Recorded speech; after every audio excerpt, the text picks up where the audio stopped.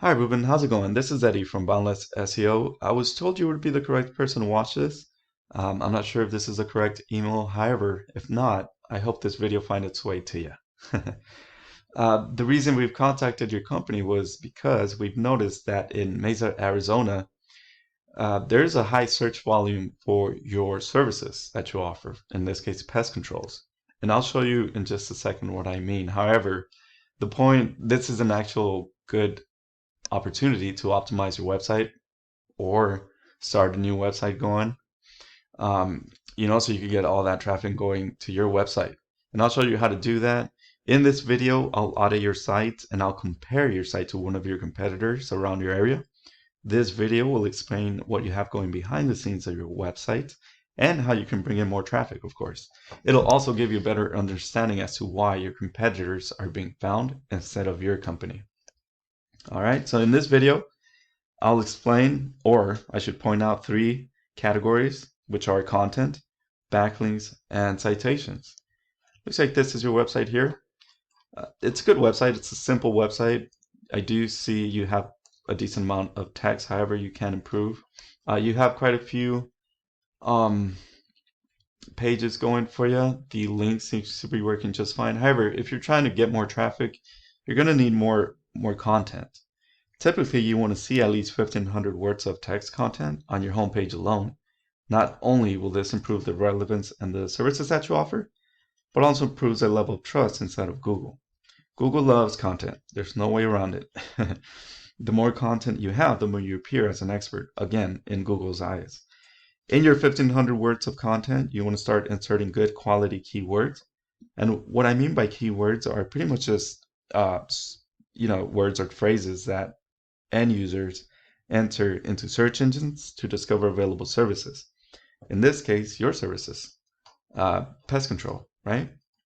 Just remember, the more content, the better. If your competitor has 1,000 words, then you want 1,500 words. If your competitor has 1,500 words, bump up to 2,000. This way, Google is willing to place you higher in the search results. Believe it or not, Google spiders will actually jump onto your HTML code and sniff out all the good quality keywords. For backlinks and citations, let's jump into arrows. This is a paid tool, of course. If you don't mind paying for it, this is a great platform to have to monitor what you have going behind the scenes. So this is your website here. You currently have 700 keywords. You have, in a monthly basis, around 200 people jumping onto your website. Referring domains 136, backlinks 200. The DR 7 and the UR 9. So the DR and the UR meter, or rating I should say, is the power of the URL and domain. A way to increase these ratings is through backlinks and citations. So for a backlink, is pretty much a shout out or a clickable link from another website.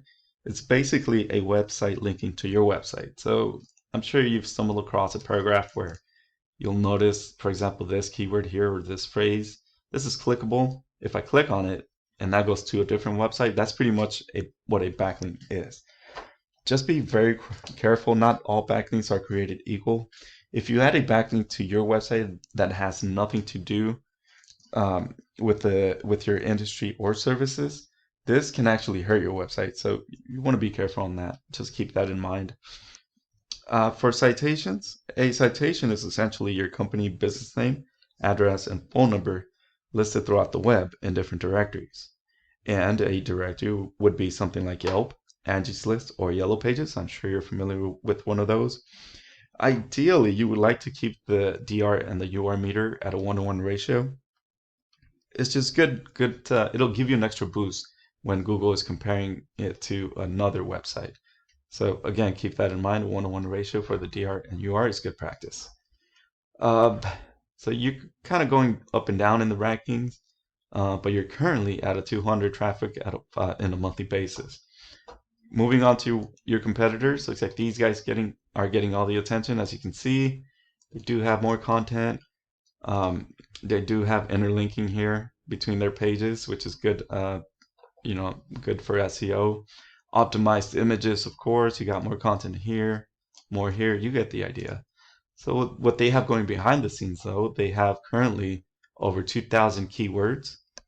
In a monthly basis, they're getting around 1,000 people jumping onto their website organically. Referring domains 170, backlinks around 1,000.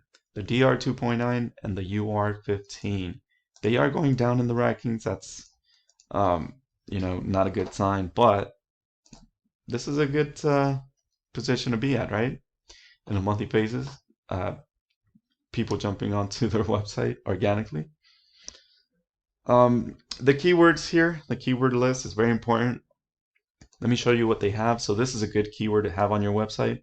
Pest control, Mesa, Arizona. Around 400 people are searching for your services with this keyword.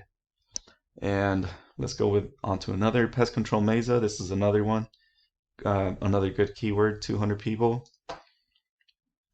What else? Let's see, pest control San Stanley Valley. I'm not sure if you offer your services around that area, but if you do, that's another good keyword, around 150 search volume. So just imagine, for example, this keyword, 400 people are finding you instead. That's the whole point of optimizing your website with good keywords, relevant content, high authority backlinks and citations, H1 tags to have that keyword. That's just good practice for SEO. That's the whole point of SEO. So this is how you optimize your website, Ruben, and get that traffic going for you. Okay, if you need help, you could just let us know. This is what I have for you at this time. If you enjoyed this video, let me know. I would love to know your thoughts. Or if you're not interested, let me know that too. If you're currently in a position that you can't take on more clients or more work, let me know that. So I won't send you these annoying follow-up emails, okay? Thank you for your time. I hope to hear from you soon. Thanks, Ruben. Bye-bye.